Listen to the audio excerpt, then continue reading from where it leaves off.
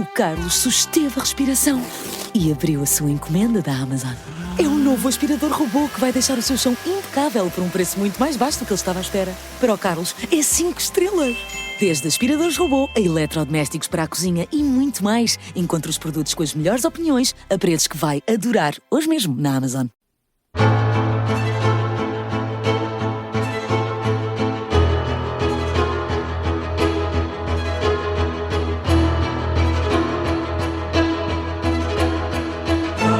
Vamos partir numa nova viagem e andar pelos 5 continentes aqui na Rádio Observador. Eu sou o João Costa e Silva, comigo está o José Rafael Lopes e, como sempre, junta-se a nós o historiador Bruno Cardoso Reis. Bruno, seja muito bem-vindo de volta após uma pausa para umas pequenas férias. Há muito para falar e isto basta uma semana para muita coisa mudar na geopolítica mundial, não é assim?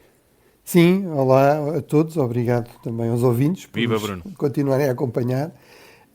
Sim, realmente as surpresas continuam, não é? As mudanças continuam, estamos em tempos muito agitados, mas realmente foi importante ter feito aqui esta pausa aqui nos Estados Unidos. É o teu Spring Break, já tínhamos falado sobre isso. Exatamente, o Spring Break, que é muito associado também aos estudantes fazerem uma espécie de viagem de finalistas, sobretudo para a Flórida. Nós evitámos a Flórida, mas fomos ali para 4 estados do Velho Oeste, o Nevada, o Utah, o Arizona e o Novo México. E enviaste-nos fotografias incríveis também. Nós gostámos muito. Exatamente, eu para ir ao Grand Canyon e a outros canyons menos conhecidos, mas que são realmente, também faz parte aqui da magia dos Estados Unidos, no fundo, estas paisagens espetaculares, estes parques naturais numa escala que de facto nós já não temos na Europa, não é? E portanto realmente foi uma boa quebra na rotina e uma oportunidade também para ignorar um bocadinho a política internacional e as suas complicações, mas entanto já tive tempo para te inteirares para fazer o catching up, não é? Pronto, Bruno, então lamento, mas vamos então olhar precisamente para os Estados Unidos, onde tu estás. Quais é que têm sido assim, os temas mais marcantes na América Profunda? É sobretudo mais internos ou pesa muito também a política internacional? Bem, como eu disse, de facto, eu viajei por estes 4 estados de uma região que é conhecida como Sudoeste, não é? No fundo é parte do Velho Oeste. Enfim, algumas das zonas que visitámos, tipo o Monument Valley, são muito usados ainda hoje, mas desde os anos 30 para fazer os famosos westerns, os filmes de cowboys, vamos dizer assim, mas realmente são zonas, portanto, que não são estas zonas da capital ou de Nova Iorque, portanto, muito internacionalizadas, muito cosmopolitas, embora, por exemplo, Las Vegas, obviamente, também tem esse aspecto, não é? Tem quase 40 milhões de visitantes, um pouco de todo lado, mas é verdade que são, no fundo, estados mais rurais, com populações mais reduzidas, são estados que cada um deles tem a dimensão de Portugal, ou às vezes 3 ou 4 vezes maior, mas tem populações de 3 ou 4 milhões, mas aí realmente, nomeadamente na imprensa local, nos rádios locais, que são algo que também continua, nas televisões locais, obviamente é muito importante sublinhar isso. Os americanos não veem, na maior parte dos casos não veem a CNN, mas não veem também, mesmo os que veem a CNN, não veem a CNN internacional, que é a que nós vemos, não é? Veem uma versão nacional e sobretudo veem muitos canais, mesmo televisivos locais, até eu aqui, enfim, também um pouco às vezes cansado destes constantes debates da política interna americana, nacional, muitas vezes acabo por ver aqui o canal local de Washington, da zona da capital, para saber, enfim, o que é que está a acontecer na vizinhança, coisas mais... E, portanto, isso realmente pesa bastante.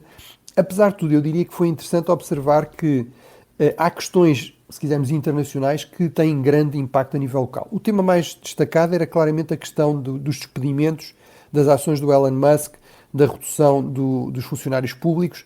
De repente as pessoas, mesmo nestes estados mais rurais, e que em muitos casos até são mais favoráveis a Donald Trump, percebem que isso tem impacto na vida dos vizinhos, que são despedidos, nos serviços públicos que estão disponíveis, coisas como o funcionamento dos parques naturais ou por exemplo, no fundo, o sistema de saúde, que não sendo público tem aqui uma dimensão de apoio público, sobretudo nestas zonas rurais onde não é tão lucrativo, etc. Portanto, isso aparecia com um enorme destaque em todo lado, mas depois logo a seguir havia algum destaque à questão da guerra comercial, em particular com o Canadá e com o México, e os potenciais impactos que isso teria na vida corrente, na questão do preço da mercearia, do preço das casas.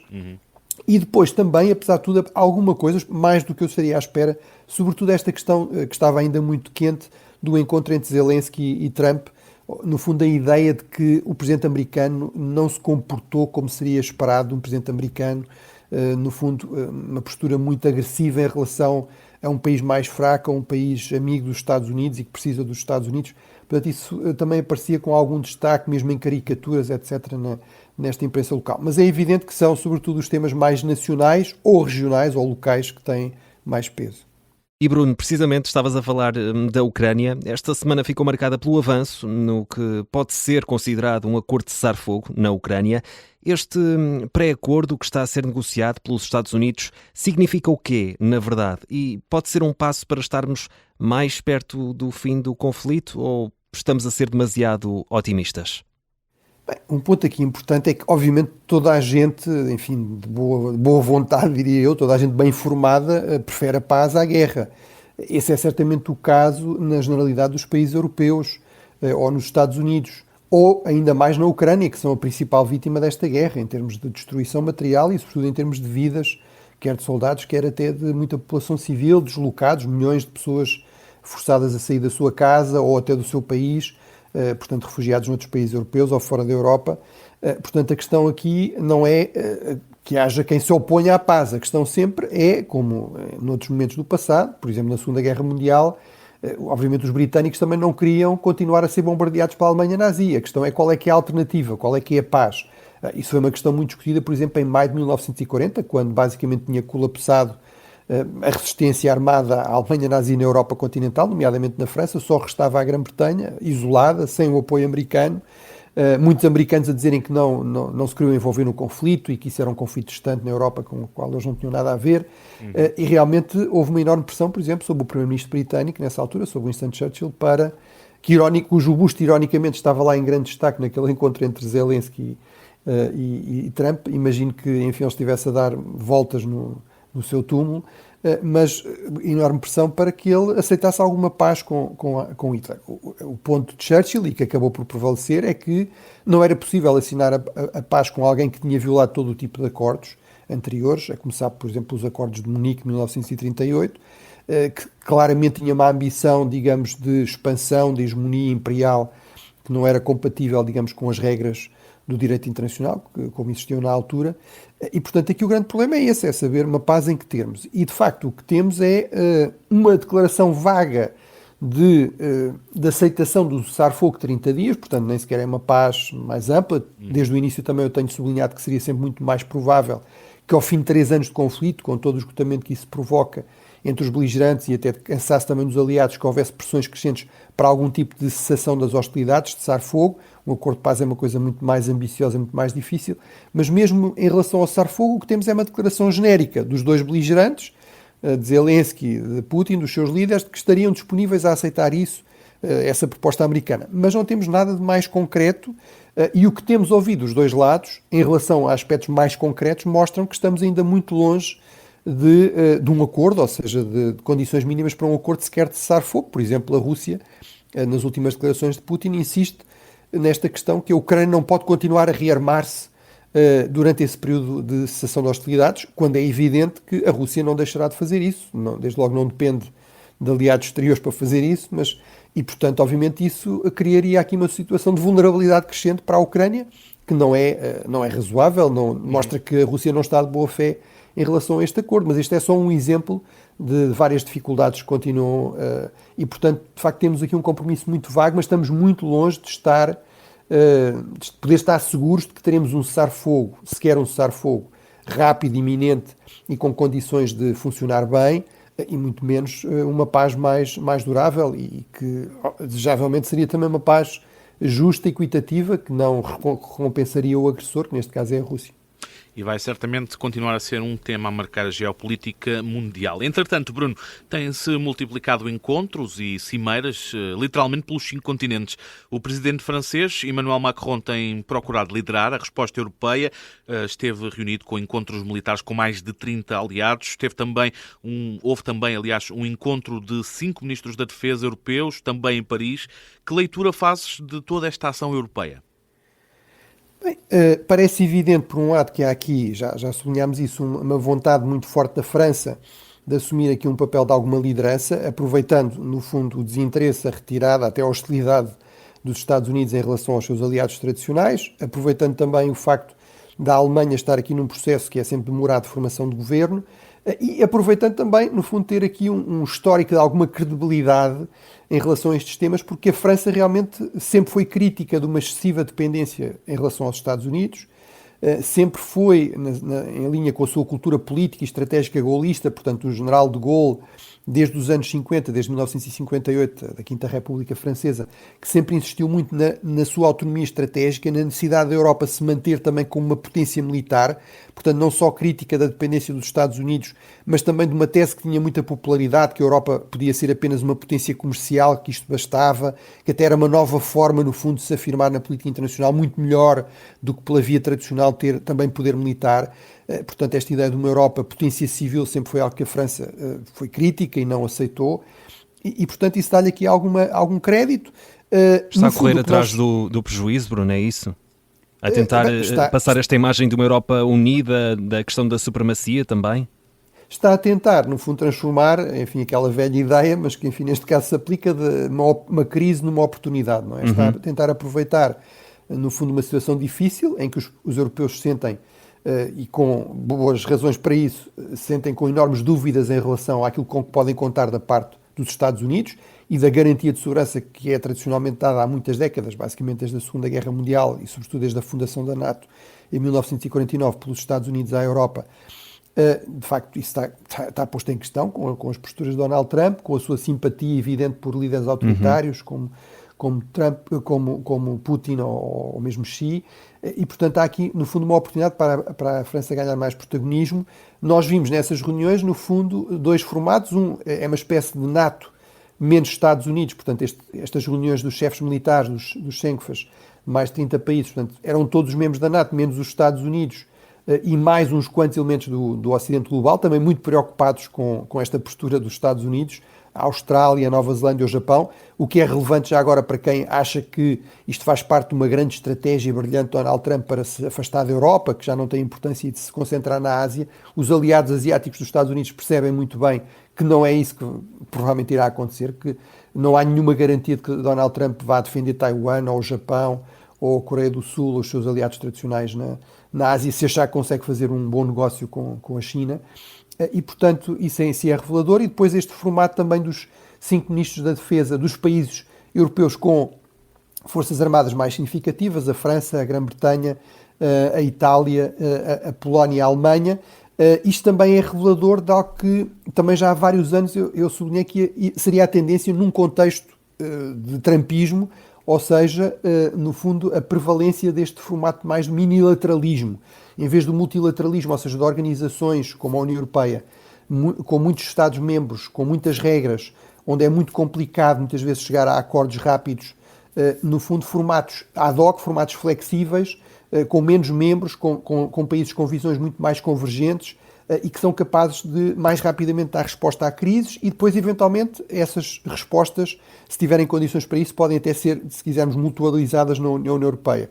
E, portanto, é muito isso que estamos a assistir. Eu acho que são passos inevitáveis e na direção certa. Agora, é evidente que um Ocidente global sem os Estados Unidos é muito mais fraco, tem muito mais dificuldades em coordenar a sua ação, não tem um líder natural. Mesmo a França procura um pouco desempenhar essa função, mas é evidente que a França não pode fazer aquilo que os Estados Unidos faziam, que é dizer, isto vai acontecer, nós temos dinheiro, meios para isto acontecer, e quem quiser junta-se a nós. A França tem muito mais dificuldades em fazer isso, ou fazer isso com a mesma credibilidade e com os mesmos meios e recursos, por exemplo, militares, que os Estados Unidos têm. E Bruno, outro exemplo destas cimeiras é a reunião de ministros dos negócios estrangeiros no Canadá, do G7. Que relevância tem este encontro também? Bem, mostra que realmente ainda resta alguma coisa deste velho Ocidente. O G7, que são uma organização criada em 1973 para reagir à crise energética, ao primeiro choque petrolífero, são muito, digamos, o organismo de gestão do núcleo duro do Ocidente global em termos, sobretudo, económicos, de estratégia mais económica, mas na guerra, por exemplo, na invasão da Ucrânia, tiveram um papel muito importante na gestão precisamente desta guerra económica contra a Rússia. Ora, é revelador que este encontro do G7, a grande questão que é colocada ao representante americano, ao ministro dos Negócios Estrangeiros americano, ao secretário de Estado Marco Rubio, é a questão do Canadá, da anexação do Canadá pelos Estados Unidos, das ameaças de Donald Trump económicas e não só, e ele é obrigado a responder, bem, isto não é o tema aqui, vamos falar da Ucrânia, da economia global, e portanto isso não é um tema, mas obviamente quem coloca o tema em cima da mesa é o seu próprio presidente, e portanto tivemos também nessa reunião notícia de que o Canadá, por exemplo, aproveitou para fazer reuniões paralelas com os aliados europeus, sem os Estados Unidos, para coordenar a resposta a Donald Trump, e portanto isto mostra bem como aparentemente está tudo a funcionar como antes, mas na verdade há aqui uma enorme mudança naquilo que eram os termos habituais de funcionamento do Ocidente. Bruno, vamos também agora, estamos a chegar ao final desta primeira parte, temos 3 minutos, ainda podemos olhar para a guerra comercial, com tarifas em primeiro plano, um cenário que teve início com estas mesmas tarifas anunciadas por Donald Trump, é um cenário que veio para ficar, que sentido é que faz e que reações, Bruno, é que temos visto?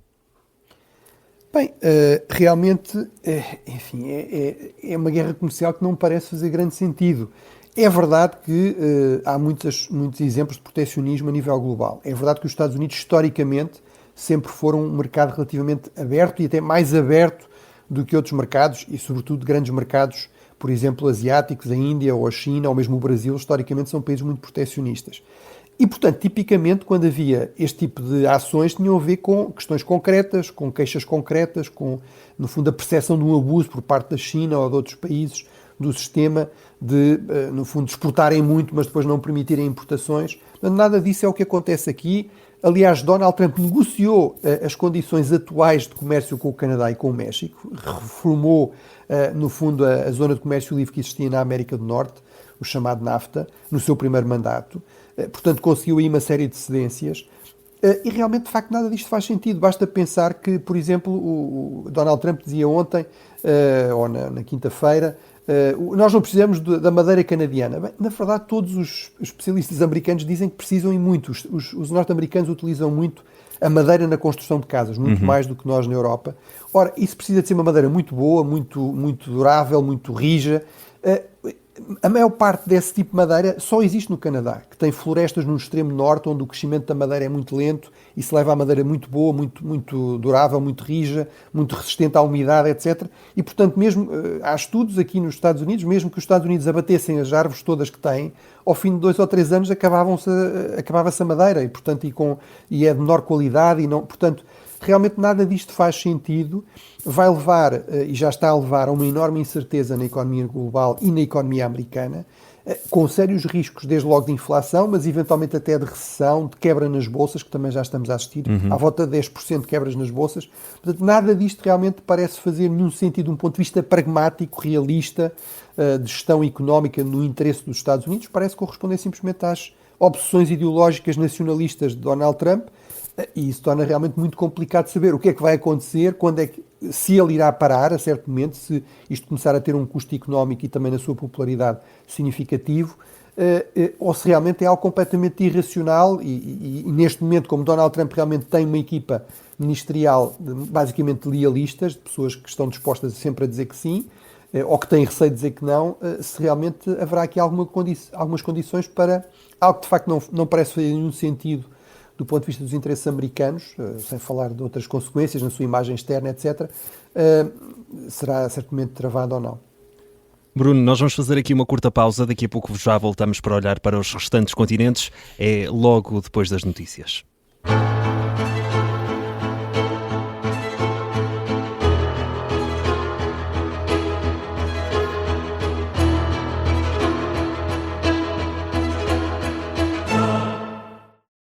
O Carlos susteve a respiração e abriu a sua encomenda da Amazon. É um novo aspirador robô que vai deixar o seu chão impecável por um preço muito mais baixo do que ele estava à espera. Para o Carlos, é 5 estrelas. Desde aspiradores robô a eletrodomésticos para a cozinha e muito mais, encontre os produtos com as melhores opiniões a preços que vai adorar hoje mesmo na Amazon.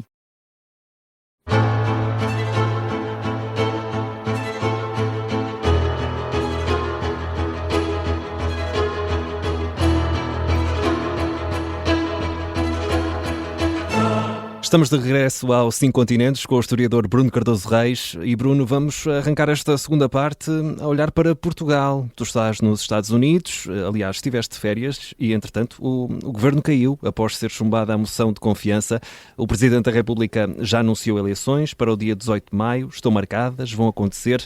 Esta queda do governo português teve algum impacto global? Eu vi nas redes sociais, nomeadamente no Instagram, foi feita uma publicação a propósito da iminente queda de governo, creio que foi pelo Financial Times, com uma capa do Luís Montenegro, não sei se chegaste a ver, mas vamos falar aqui do impacto global desta crise portuguesa.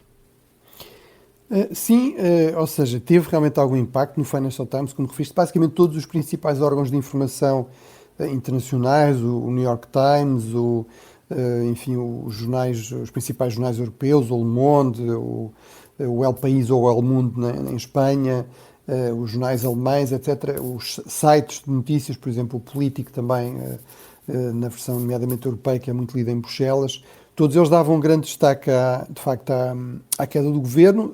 Todos eles também muito sublinhavam este aspecto, que é o fim da exceção portuguesa, ou seja, em 3 anos, basicamente 3 eleições e, portanto, 3 ou 4 novos governos. Portanto, realmente esta ideia da instabilidade. Em alguns casos havia associação à questão dos escândalos. Por exemplo, em Espanha, o El Mundo aproveitou para colar esta questão às dúvidas que também se colocam em relação à esposa do primeiro-ministro espanhol, Pedro Sánchez.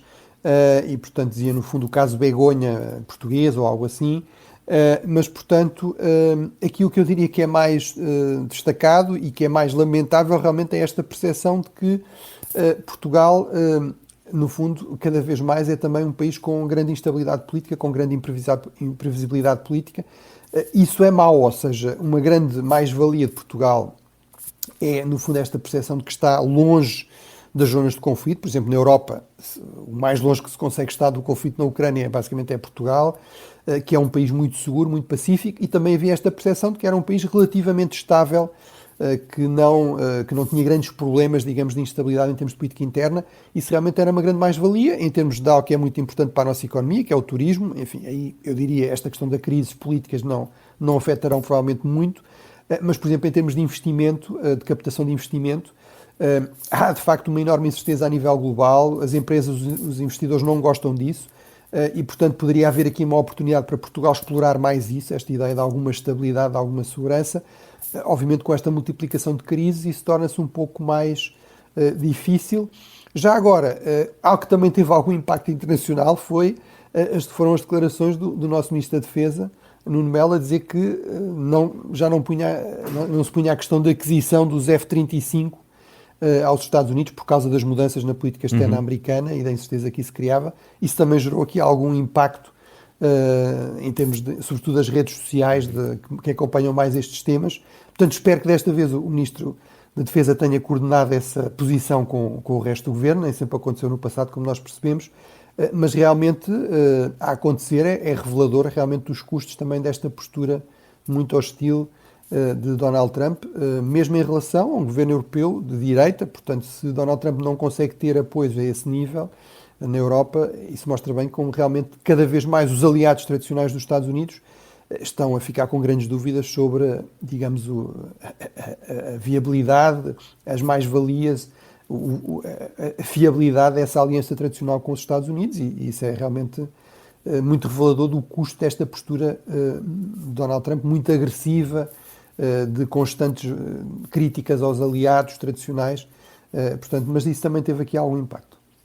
Vamos seguir viagem, Bruno, nestes 5 continentes. Vamos até a África. As negociações entre o governo da República Democrática do Congo e do Ruanda, incluindo aqui os rebeldes, vão ser reatadas. Porquê agora, Bruno? Porquê em Luanda? E achas que vão resultar?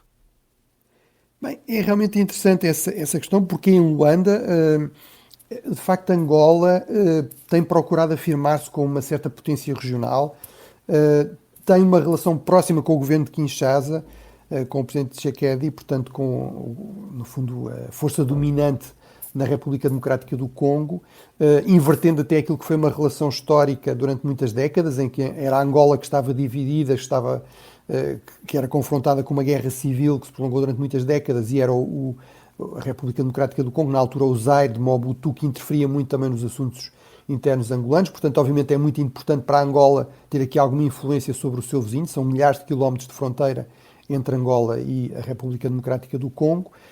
Portanto, a questão de Luanda tem muito a ver com isso. Angola também não se envolveu tão diretamente no apoio ao governo do Congo, como outros países da região. Basicamente, a Organização Regional da África Austral, a CADC, enviou tropas para essa região, que agora vão ser retiradas, diria eu, no momento em que seriam mais necessárias, mas sofreram realmente baixas nestes confrontos com esta milícia, o M23, apoiado pelo Ruanda. Portanto, desse ponto de vista, é uma boa notícia para Angola, mostra que esta aposta em algum protagonismo regional está a dar alguns resultados. É uma novidade no sentido que o governo de Kinshasa foi forçado a, aparentemente, aceitar falar com os rebeldes, com o M23, algo que até aqui tinha sempre recusado e que tipicamente os governos recusam, não é? Portanto, isso mostra, no entanto, também a grande fragilidade do governo de Kinshasa, a força crescente do M23 com o apoio do Ruanda, que é realmente um Estado relativamente pequeno em termos de dimensão, mas muito bem organizado e que militarmente se tem afirmado também como muito capaz em termos africanos. Eu recordo que os ruandeses, por exemplo, foram cruciais na resposta à ameaça dos terroristas jihadistas no norte de Moçambique, em Cabo Delgado, e, portanto, tudo isso, no entanto, leva-me a pensar que, provavelmente, as condições, digamos, para uma paz rápida, em condições aceitáveis para todos os lados, não estão realmente reunidas. Portanto, veremos o que é que acontece em Luanda, mas eu tenho dúvidas que haja condições realmente para uma paz fácil, rápida, durável. Em todo caso, não tem sido possível. Há muitas décadas que não é possível e, neste momento, os rebeldes sabem que têm aqui uma relativa vantagem, até porque, a nível internacional, a nível global, está toda a gente distraída, as grandes potências estão ocupadas com outras regiões. Esta nunca foi uma grande prioridade para as principais potências, mas ainda menos o é hoje. E questões como a lei internacional, o respeito pela lei internacional, pelas fronteiras, obviamente estão muito mais postas em causa, por exemplo, quando vemos Donald Trump aparentemente disponível a negociar com Putin, apesar da invasão da Ucrânia. Uhum. E Bruno, vamos agora até a América Latina, embora ainda aqui com uma ligeira ligação à Ásia, até porque uma empresa de Hong Kong está a vender portos no Panamá, e perguntar-te, Bruno, se isto é um bom negócio e que posição têm os Estados Unidos no meio desta história também. Bem, este é certamente um resultado, digamos, da pressão de Donald Trump sobre o Canadá. Eu diria, enfim, aqui admito que não tenho informações seguras, mas a minha percepção, a minha impressão é que provavelmente é um resultado da visita de Marco Rubio, do chefe da diplomacia americana, que é, no fundo, aquilo que ainda resta dos republicanos mais moderados, mais tradicionais, que valorizam as alianças. Marco Rubio, obviamente, até por razões pessoais, da sua origem familiar, de Cuba tem uma ligação muito próxima, sempre se interessou muito, até como senador, pela América Latina. Portanto, foi ao Panamá tentar acalmar as coisas e, provavelmente, a minha impressão é essa, o governo panamenho, aliás, liderado por um presidente de direita, que também quer restringir a imigração ilegal, etc., portanto, teria aqui boas condições para ter uma boa relação com os Estados Unidos, Donald Trump, ter-lhe dito qualquer coisa como, bem, se vocês estão tão preocupados com os portos chineses no Panamá, tem um remédio fácil, que é investir em vocês, comprarem vocês os portos, passarem vocês a gerir com empresas americanas esses portos, que foi o que não aconteceu em 2019, quando esta empresa de Hong Kong, de um grande empresário chinês, o Li Ka-shing, que é alguém que é muito considerado como um dos mais hábeis empresários chineses de Hong Kong, por exemplo, investiu muito no imobiliário na China. Quando começou a perceber que havia ali uma bolha perigosa, desinvestiu e, portanto, teve ali enormes lucros e não está agora, digamos, apanhado por esta enorme crise do imobiliário na China continental. E, portanto, do ponto de vista de Li Ka-shing e desta empresa de Hong Kong, da Hutchison, é realmente um ótimo negócio. Eles, em poucos anos, fizeram 19 mil milhões de... Portanto, foi o preço acordado, que é mais 20% do que eles pagaram. Portanto, fizeram um lucro de 20% em poucos anos. Do ponto de vista dos interesses americanos, enfim, pelo menos isto mostra que há aqui alguma capacidade da administração de influenciar as empresas americanas, de conseguir resultados. Portanto, Donald Trump poderá declarar vitória e vamos ver se isso permite normalizar mais as relações com o Panamá, o que seria também certamente uma grande notícia para o Panamá, que obviamente não está disposta a discutir a questão da posse do controle do próprio canal. Esse, aliás, nunca esteve nas mãos da China, mas havia realmente esta presença económica crescente da China, investimentos muito importantes no Panamá nos últimos anos. Foi algo que nós referimos aqui várias vezes no programa e que colocava algumas dúvidas até a anteriores administrações americanas, mas obviamente com Donald Trump a questão explodiu. E é impressionante como num programa como o 5 Continentes falamos aqui tantas vezes de Donald Trump, é quase sempre um protagonista nos nossos programas, seja para falar de que tema for, mas está sempre aqui presente ao longo dos nossos episódios. Bruno, entretanto, na Ásia, nomeadamente nas ilhas do Oceano Pacífico, o Starlink está a expandir-se. Pergunto o que é que significa isto para a região, tendo em conta todas as polémicas recentes em volta deste sistema de Elon Musk. Pegando no teu comentário, a questão realmente é incontornável, não é? Donald Trump, por muito que diga disparates, por muito que diga coisas erradas, a verdade é que é acaba por marcar a geopolítica internacional. Exatamente. E, portanto, por um lado tem uma enorme capacidade e uma enorme vocação para provocar polémica e ter um impacto mediático importante. Mas, além disso, 100% dos Estados Unidos tem, de facto, enorme poder à sua disposição e, portanto, em muitos casos é impossível, é incontornável, no fundo, comentar as últimas declarações polémicas de Donald Trump, as últimas posições polémicas de Donald Trump, mas também cada vez mais Elon Musk, ou seja, o que é realmente algo ainda talvez mais paradoxal. É verdade que as grandes empresas sempre tiveram um papel importante na política internacional, há muitos séculos, não é uma coisa, aliás, recente, basta recordar as chamadas companhias majestáticas, a Companhia das Índias Orientais, por exemplo, que conquistou grande parte da Índia para a coroa britânica, antes sequer do Estado britânico se envolver mais diretamente, mas a verdade é que, de facto, sobretudo nas últimas décadas, houve um esforço grande para regular as grandes empresas, para o Estado, no fundo, criar condições para afirmar a sua autoridade e, com estes novos tecnobarões, com estes grandes senhores do digital, tudo isso parece voltar a estar em questão. E realmente Elon Musk tem aqui um protagonismo nunca visto na política americana por um grande empresário. Em muitos casos eles tiveram um protagonismo importante, mas geralmente relativamente discreto, mais nas sombras. Musk, tal como Trump, gosta muito de ser muito visível, de publicamente assumir um grande protagonismo. Ao mesmo tempo, é verdade que ele tem empresas, sobretudo eu diria aqui o Starlink, que são claramente boas ideias, correspondem a grandes necessidades, a grandes déficits e, portanto, que realmente preenchem nichos importantes no mercado global. Por exemplo, quando estive em Moçambique, neste verão, na ilha de Moçambique, uma das questões discutida com várias pessoas lá era a possibilidade exatamente do Starlink, ou seja, no fundo ter ligações à internet, comunicações garantidas independentemente dos sistemas tradicionais, que podem ser cortados por desastres naturais, por conflitos, porque o governo decide, no fundo, fazer um blackout ou algo assim. E, portanto, isso também se coloca muito nas ilhas do Pacífico, que são, de facto, muito dispersas, com populações muito pequenas, grandes distâncias de outros territórios e, portanto, tudo isso cria enormes custos, enormes dificuldades à comunicação. Agora, a polémica é a influência que isto dá a Elon Musk, que condições, que regulamentos é que o Starlink está disposto a cumprir e, portanto, há várias ilhas do Pacífico onde essa questão está a ser discutida muito intensamente, ao mesmo tempo com pressão da parte da população para não se acabar com o Starlink, porque realmente isso veio criar condições para eles terem comunicações muito mais fáceis, muito mais garantidas e com melhores condições também com o resto do mundo, com a família, com muitas destas ilhas também têm grandes comunidades imigrantes fora, etc. E, portanto, há aqui um equilíbrio complicado, mas isto mostra realmente como Elon Musk, até independentemente da proximidade com Donald Trump, mas agora mais por causa dessa proximidade, tem aqui um enorme protagonismo em várias dimensões da política internacional e a sua associação com Donald Trump cria crescentes dúvidas sobre os riscos que isso pode criar. Eu recordo que houve uma polémica há poucos dias, por exemplo, sobre a questão do Starlink na Ucrânia. Percebeu-se que esse é um serviço pago pela Polónia, mas isso não impediu Elon Musk de insultar os seus clientes polacos, de chamar ao ministro dos Negócios Estrangeiros polaco que recordou isso, que o Starlink não era um favor de Elon Musk, era um serviço pago pela Polónia. Uma minoria. Dizendo que ele era um homem pequeno ou algo assim, portanto, algo que não é muito típico na diplomacia internacional, menos ainda entre países aliados.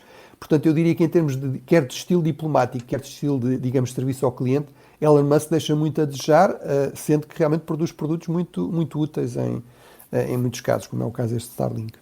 E Bruno, vamos terminar esta viagem pelos 5 continentes na Groenlândia e adivinha, vamos falar de novo numa ligação a Donald Trump, isto porque após as eleições na Groenlândia, o Partido Democratic, que é pró-independência e de centro-direita, ganhou com quase 30% dos votos. O que é que nos dizem estes resultados, Bruno? E foi uma vitória para Donald Trump, como o próprio fez questão de anunciar? Bem, a razão por que nós falamos também tanto de Donald Trump é porque ele passa o tempo a falar de tudo, não é? Portanto, é um presidente que basicamente Tem faz muita a sua opinião sobre governação em direto, em constantes declarações. Na rede E, social portanto, que ele próprio criou. exatamente, mas portanto, por regra, o presidente norte-americano não comentaria as eleições na Groenlândia, as eleições regionais na Groenlândia, e muito menos para declarar a vitória, não é? Aqui há de novo aquela questão da anexação que chegou a ser colocada em cima da mesa. Exatamente, ou seja, esse é o grande problema. E no fundo aqui, enfim, eu obviamente não sou especialista na política interna da Groenlândia, mas procuro informar-me, portanto fui ler nomeadamente alguma imprensa de referência dinamarquesa, que é possível hoje em dia já ler em tradução ou traduzir sobre este tema, que obviamente acompanha isto muito mais perto, e portanto o consenso em tudo aquilo que eu vi foi, não há realmente partidos propriamente pró-Trump ou que digam que queremos a anexação aos Estados Unidos, e certamente não é o caso deste partido democrático, se quisermos, que obviamente não é o Partido Democrático norte-americano, mas este partido de centro-direita na política regional da Groenlândia, que à partida até, no fundo, não sendo hostil à ideia de independência, no fundo diz que isso é uma questão a prazo e, portanto, a prioridade agora seria colaborar com a Dinamarca, precisamente para melhorar as condições de vida, os investimentos, o investimento por exemplo, na exploração de riqueza mineral, etc.